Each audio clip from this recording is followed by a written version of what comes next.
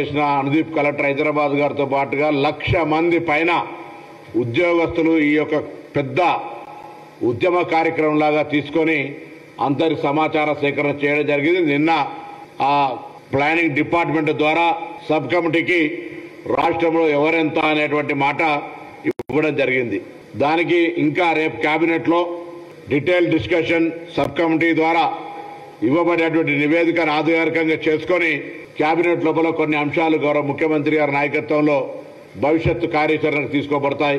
ఇవన్నీ ఎందుకు చెప్తా ఉన్నామంటే కాంగ్రెస్ పార్టీ స్వాతంత్రం వచ్చినప్పటి నుంచి ఇప్పటి వరకు ఏదైనా చారిత్రాత్మకమైన విప్లవాత్మకమైన నిర్ణయం బలహీన వర్గాల పక్షాన తీసుకుంది అంటే అది కాంగ్రెస్ పార్టీ మాత్రమే.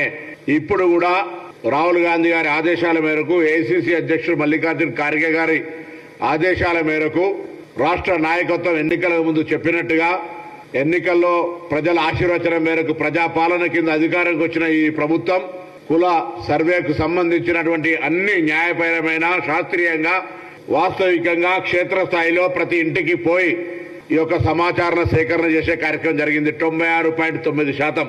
కొంతమంది అక్కడనో ఇక్కడనో సోషల్ మీడియాలో ట్విట్టర్లో పెడతా ఉన్నారు మా దగ్గరికి రాలే అని. వారిని ఇప్పటికి కూడా సమాచారం ఇవ్వమని కోరుతా ఉన్నాం, ఇబ్బంది లేదు. కానీ చాలా మంది పెద్దవాళ్ళు ఎవరైనా మాట్లాడే వాళ్ళు ఒక్కసారి వాళ్ళ ఆత్మ పరిశీలన చేసుకోమని కోరుతా ఉన్నా. అనేక సందర్భాల్లో బతిమిలాడి అనేక సందర్భాల్లో మీ ఇంటికి వచ్చేటువంటి ఎన్రోలర్ కు రెస్పాండ్ కానటువంటి పరిస్థితి నేను ప్రత్యక్షంగా అనేక సందర్భాల్లో చెప్తా. ఎవరెవరైతే ప్రధాన రాజకీయ పార్టీల నాయకులు పెద్ద పెద్దలున్నారో కనీసం ఈ రాష్ట్రంలో జరుగుతున్నటువంటి కుల సర్వేకు సంబంధించిన సమాచారం ఇవ్వడానికి కూడా అనేక అంశాలు చెప్పదలుచుకునే రాజకీయం కాబట్టి వాళ్ళందరూ ఒక్కసారి ఆత్మ పరిశీలన చేసుకోమని కోరుతా ఉన్నాం. అయినా ఇప్పటికీ కూడా మళ్ళీ మేము చెప్తా ఉన్నాం, తెలంగాణ రాష్ట్ర ప్రభుత్వం పక్షాన తెలంగాణ కాంగ్రెస్ పార్టీ పక్షాన ఎవరైనా ఒక ప్రక్రియ ఒక కాల పరిమితి లోపల ఈ యొక్క సర్వే కార్యక్రమం జరిగింది. అందులో ఎవరైనా మిస్ ఉంటే తదుపరి చాలా సందర్భాల్లో సమయం ఇచ్చినాం.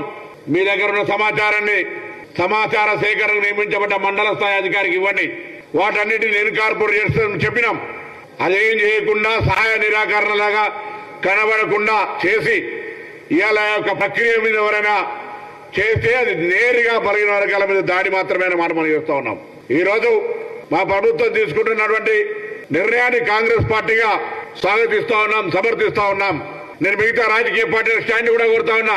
తెలంగాణ ప్రభుత్వం పక్షాన జరిగినటువంటి కుల సర్వే ప్రజాస్వామికంగా ఆ వర్గాలకు ఎవరెంతో వారికెంతో న్యాయం జరిగే విధంగా మీ రాజకీయ పార్టీ అభిప్రాయాన్ని చెప్పాలని కోరుతా ఉన్నాం. రేపు సభలో కూడా మీరు ఈ సందర్భంగా నిజంగా మాటలకే పరిమితం కాదు, బలహీన వర్గాల అభ్యున్నతి నిజంగా కావాలని వాస్తవికంగా కోరుకుంటే మీరు మీ యొక్క అభిప్రాయాన్ని బేషరతుగా చెప్పమని కోరుతా ఉన్నాం.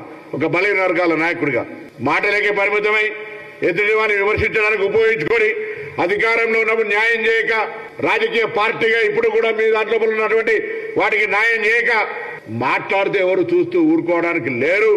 బీసీలకు ఇన్ని సంవత్సరాల తర్వాత ఒక మార్గదర్శకత్వం వస్తా ఉంది.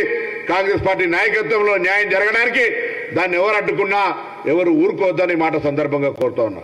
ఈ రోజు అందరూ తెలంగాణ వ్యాప్తంగా తెలంగాణ బలహీన వర్గాల మేధావులు, ఉద్యమకారులు, విద్యార్థి నాయకులు అనేక సందర్భాల్లో ఈ యొక్క అంశం మీద ఉద్యమాలు చేసినారు, ఈ అంశాన్ని ప్రశ్నించినారు, ఈ అంశం కోసం దీర్ఘకాలికంగా పోరాటం చేస్తా ఉన్నారు.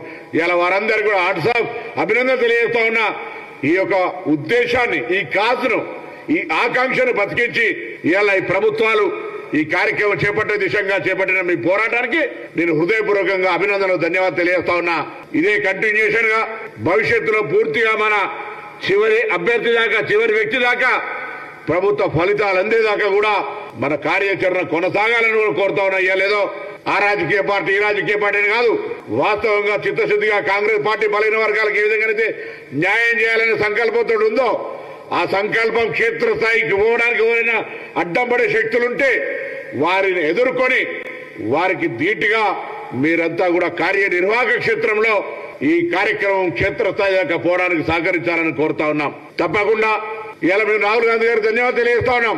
అసలు ఈ స్ఫూర్తి ప్రదాతలైనటువంటి జ్యోతిబా పూలే, డాక్టర్ బాబాసాహెబ్ అంబేద్కర్ లాంటి వాళ్లకు, మా కాంగ్రెస్ అఖిల భారత అధ్యక్షుడు ఖార్గే గారికి, గౌరవ ముఖ్యమంత్రి రేవంత్ రెడ్డి గారికి, ఉప ముఖ్యమంత్రి బట్టి విక్రమార్క గారికి, చైర్మన్ ఈ కమిటీకి సంబంధించి మేము కూడా సభ్యుడిని, ఉత్తమ్ రెడ్డి గారికి, మిగతా సభ్యులకు ఇవాళ ఎందుకంటే ఇది ఒక చారిత్రాత్మక కార్యక్రమం. నేను చెప్పిన నేను ఒక ఉద్యమకారుడిగా ఈరోజు ప్రభుత్వంలో సంబంధిత శాఖ మంత్రిగా చరిత్రలో నిలిచిపోయే విధంగా ఈ రోజు ఈ యొక్క సమాచార సేకరణ ప్రక్రియ శాసనసభలో తీర్మానం ప్రవేశపెట్టి దాన్ని నిర్ణయం నుంచి నివేదిక దాకా ఈ ప్రక్రియను తీసుకుపోయే దాని లోపల భాగస్వామిని అయినందుకు చాలా సంతోషంగా కూడా ఉన్నా.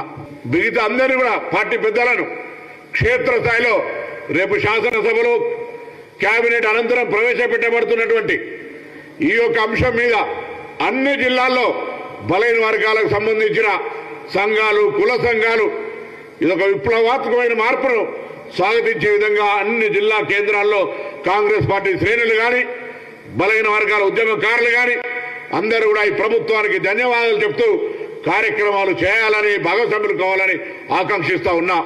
ఇది మామూలు విషయం కాదు, ధైర్యం ఉండాలి.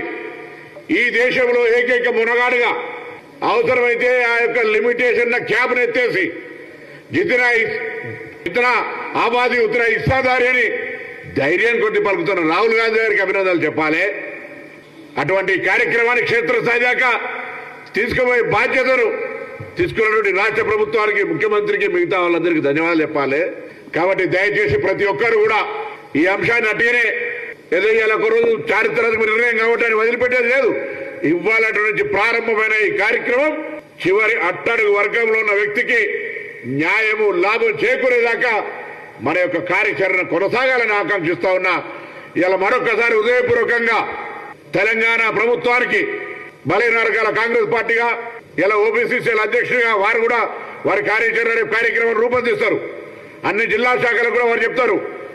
ఈ విధంగా కార్యక్రమానికి సంబంధించి ఇది మామూలు ఆషామాషి కాదు. నిజంగా 1,00,000 మంది గ్రామాల్లోకి పోతుంటే కొంతమంది కుక్కలు వదిలిపెట్టి ఇంటికి రాకుండా ఇచ్చిపెట్టినటువంటి పరిస్థితి, కొంతమంది తలుపులు తీయకుండా కొడితే ఒక ప్రభుత్వ ఉద్యోగి సమాచార సేకరణకు వస్తే చాలా చులకనగా చూసినటువంటి పరిస్థితి. 3.1% ఇట్స్ మైగ్రేషన్ ఆర్ చేంజెస్. కొంతమంది నిరాకరణ ఇయ్యంపో ఎప్పుడు కానీ సమాజంలో అతివాదులు, మితవాదులు లేకపోతే ఇట్లా రకరకాల వ్యక్తులు ఒక 2-3% సంబంధించి పెద్ద ఆందోళన చెందాల్సిన అవసరం లే.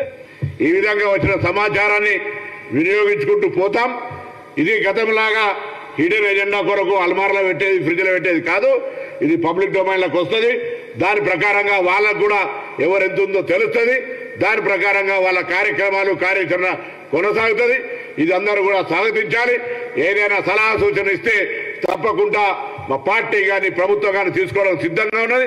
దయచేసి గుడ్డు గంటికలు లెక్క పెట్టి ఒట్టిగానే ఈ పెద్ద ప్రతిష్టాత్మకమైన ఆత్మ గౌరవానికి సంబంధించిన అంశం మీద కూడా రాజకీయపరమైన దాడి చేయొద్దని నేను అందరికీ కూడా విజ్ఞప్తి చేస్తూ ఈ యొక్క నిర్ణయం జరిగినటువంటి ప్రతి ఒక్కరికి, ఇందులో భాగస్వాములైన వాళ్ళందరూ కూడా అటు ప్రభుత్వం, ఇటు కాంగ్రెస్ పార్టీ పక్షాన హృదయపూర్వకంగా ధన్యవాదాలు తెలియజేస్తాను.